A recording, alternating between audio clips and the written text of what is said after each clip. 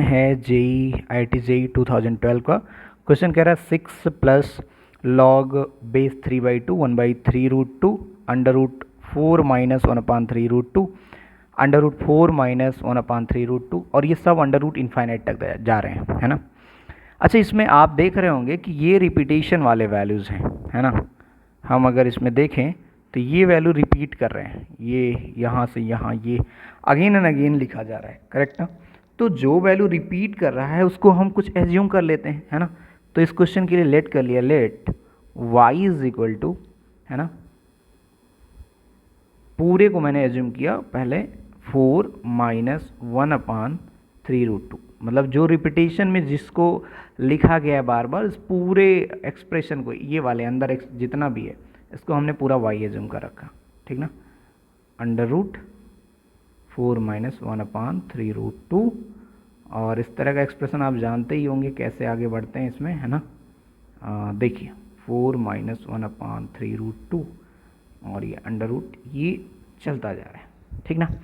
आप बताइए अगर यहाँ पे भी लिखेंगे 4 माइनस 1/3√2 और ये फिर अंडर रूट चलता जाएगा, ठीक ना, ये चलता जा रहा है ऐसा।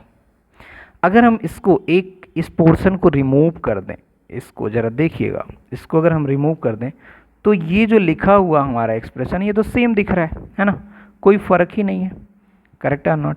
अगर फ़र्क ही नहीं है मतलब क्या, ये भी क्योंकि इनफाइनाइट टाइम लिखा है तो ये इसका मतलब ये कुछ नहीं, ये वाई ही है ना, ये वाई ही है जो बचा हुआ पोर्शन। तो हम क्या कह सकते हैं इसको, this implies Y is equal to under root 4 minus 1/3√2 और ये जो रिमेनिंग बचा वाई लिख दें, है ना, जो रिमेनिंग बच रहा है उसको हमने लिख दिया वाई।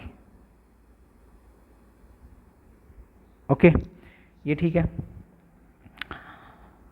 सो हमने बस स्क्वायरिंग किया बोथ साइड और इसको सॉल्व कर लिया तो हमको मिला Y square is equal to 4 minus 1/3√2 Y, ठीक ना। क्रॉस मल्टीप्लिकेशन किया सो 3√2 वाई स्क्वायर, करेक्ट ना। इधर बचेगा माइनस वाई तो इधर आएगा प्लस वाई और प्लस 12 ये आएगा इधर तो माइनस हो जाएगा, है ना।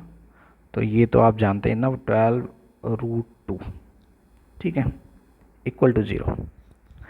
अब अगर इसकी मल्टीप्लिकेशन करें 3√2 और 12√2 का तो हमको मिला है 12 3 जा 36, 2 जा 72। दो नंबर ऐसा सर्च करिए ताकि डिफरेंस बना जाए। तो आपको पता है 8 इंटू 9 72, 9 माइनस 8 इज़ 1, सो ये बन जाएगा 3√2 y square plus 9y minus 8y minus 12√2 equal to 0, ठीक ना। इसके फैक्टर्स पता कर लेते हैं हम। तो यहाँ से ये मिलेगा, इसमें से 3y को कॉमन कर लिया तो यहाँ पे बचा √2y प्लस 3 और यहाँ से माइनस कॉमन किया 4y को तो यहाँ पे बचा 1 सेकेंड 4√2 कॉमन कर लगते हैं, है ना, पूरा पूरा 4√2 को कॉमन कर लिया तो यहाँ बचा √2y माइनस 3 केवल बचेगा, है ना, इक्वल टू 0। तो यहाँ से मिल गया √2y plus 3 in other bracket 3y minus 4√2 equal to 0।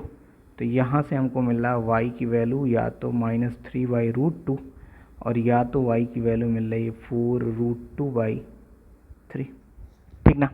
अब क्वेश्चन ये है, ऐसे क्वेश्चन में क्वेश्चन अगेन ये अराइज होता है कि भाई कौन सा वैल्यू एक्सेप्ट करें y का, क्योंकि ये तो y अंडर रूट ये बार बार लिखा हुआ है तो इसकी वैल्यू तो पॉजिटिव ही होनी है ना। तो पॉजिटिव होनी y हमको कंसीडर कर रखा है हमने, तो इसका मतलब अगर पॉजिटिव होना है तो ये वैल्यू एक्सेप्ट करेगा, ठीक है, यही वैल्यू एक्सेप्ट करना है इसको। तो ये ठीक है, y की वैल्यू हमने ये ले लिया, ठीक ना, any problem, I hope so not. ये तो रिजेक्ट हो गया, ये एक्सेप्ट हो गया, ठीक है। तो y हमको पता चल गया, y मतलब ये जो अंदर वैल्यू ये पता चल गया।